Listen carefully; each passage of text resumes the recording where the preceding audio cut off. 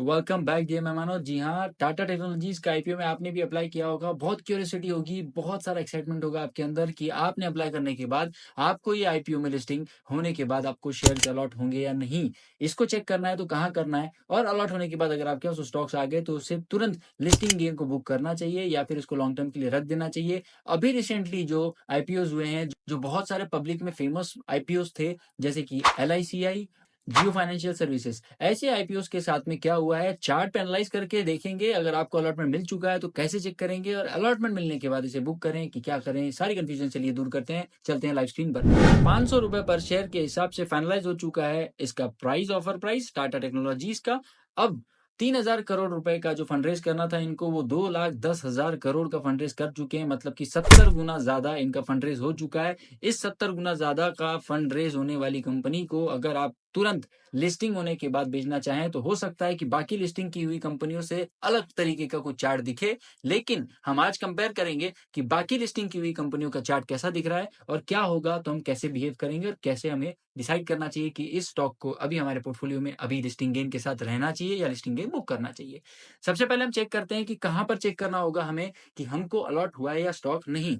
सबसे पहले हमको जाना होगा linkedintime.com पर। यहाँ पर ये ऑथराइज्ड वेबसाइट है जो आप आईपीओ में लिस्टिंग होने के बाद आपको अलॉटमेंट हुआ है या नहीं हुआ है बताने में मददगार रहेगी। आपको इस वेबसाइट पे जाने के बाद, लिंक इन टाइम पे जाने के बाद पब्लिक इश्यूज पे क्लिक करना है। जैसे ही आप पब्लिक इश्यूज पे क्लिक करेंगे, आपको यहाँ पे सिर्फ एक कंपनी सिलेक्ट करनी होगी जिसमें आपने अप्लाई किया है। जैसे कि आपने IREDA, Indian renewable energy development agency में अगर आपने अप्लाई किया होगा आईपीओ में, तो यहाँ क्लिक करने के बाद आपको नीचे पैन नंबर डालना होगा। पैन नंबर डालने का सबमिट करना होगा। आपको सबमिट करने के बाद पता चल जाएगा कि आपको अलॉटमेंट हुआ है या नहीं। अभी इसमें टाटा टेक्नोलॉजीज प्राइवेट लिमिटेड का नाम नहीं है, क्योंकि अभी 24 नवंबर को ही इसका आईपीओ लिस्टिंग का लास्ट क्लोजर डेट आया था। तो जैसे ही IREDA का 21 से 23 नवंबर का डेट था, आस्क ऑटोमोटिव का भी 21-23 नवंबर का लास्ट डेट था, वैसे ही अभी ये जो टाटा टेक्नोलॉजीज का आईपीओ है, इसका क्लोजर डेट आने के बाद यहाँ पर ऐसे ही आपको नाम दिखेगा। उस नाम को सिलेक्ट करने के बाद, टाटा टेक्नोलॉजीज के नाम को सिलेक्ट करने के बाद, आप अपना पैन नंबर डाल के यहाँ सबमिट करके चेक कर सकते हैं कि आपको किस्मत का कनेक्शन हुआ है या नहीं हुआ है। तो उसके बाद आपको चेक करना होगा कि आपको लिस्टिंग गेन बुक करना है कि नहीं। सपोज टू भी 500 रुपए पे आपका आपने आईपीओ लिस्ट करने के बाद ऑफर प्राइस में आपके पास में आपको कॉस्टिंग पड़ गई है टाटा टेक्नोलॉजी के एक शेयर की। कम से कम एक लॉट अगर आपने लिया होगा तो उसका कॉस्ट हो गया होगा 500 इंटू 30 = 15,000 रुपीज। और अगर opening price of listing price of Tata technologies का शेयर हो जाता है 1,000 रुपीज, तो आपको 15,000 रुपए की इन्वेस्टमेंट पे 15,000 रुपए का प्रॉफिट होगा। 1,000 रुपीज का लिस्टिंग प्राइस अगर उसका आ जाता है तो आपको इस तरीके की मूवमेंट दिख सकती है, जैसे कि ये चार्ट पे LIC के आईपीओ के आने के बाद मूवमेंट हुई थी।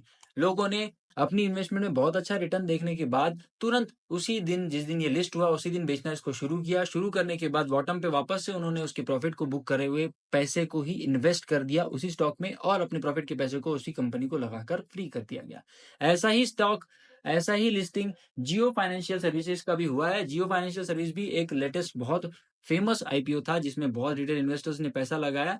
262 रुपीज के रेट पे ये आईपीओ लिस्ट होने के बाद पहले स्टॉक ट्रेड किया था। 262 रुपीज के बाद जैसे लिस्टिंग गेन बहुत लोगों को होने लगा, फ्री में मिला था रिलायंस इंडस्ट्रीज का स्टॉक्स के रहने की वजह से बहुत से लोगों को, तो उन्होंने तुरंत बेचना शुरू किया, और उसके बाद नेक्स्ट डे ही वो अपने बॉटम से रिवर्स होना शुरू हो गया था। तो दोस्तों ऐसे ही अगर आपके पास में अगर टाटा टेक्नोलॉजीज का स्टॉक होता है और 15,000 रुपीज के इन्वेस्टमेंट के बाद आपको 1,000 रुपीज पे वो स्टॉक लिस्टेड दिखता है, और 15,000 का आपको प्रॉफिट उसमें दिखने लगता है, तो 15,000 रुपीज का प्रॉफिट बुक करने के बाद आप नेक्स्ट डे जो भी बॉटम पे आपको स्टॉक मिल रहा है उसी वैल्यू का स्टॉक आप फिर से लेकर अपनी इन्वेस्टमेंट को अपनी प्रॉफिट में से लगाकर आप फ्री रख सकते हैं। ऐसे ही लिस्टिंग गेन में अगर आप बुक करने के बाद वापस री इन्वेस्ट करना चाहते हैं तो कर सकते हैं। बाकी आप अपने फाइनेंशियल एडवाइजर और अपने खुद की स्टडी के हिसाब से जो भी डिसीजन लेना चाहें ले सकते हैं। ऐसी ही जानकारी और बहुत सारे एजुकेशनल वीडियोस और लर्निंग और earning opportunities of the market के लिए लाइक से सब्सक्राइब करके बने रहिएगा। मिलते हैं नेक्स्ट वीडियो में। Till then take care, bye bye.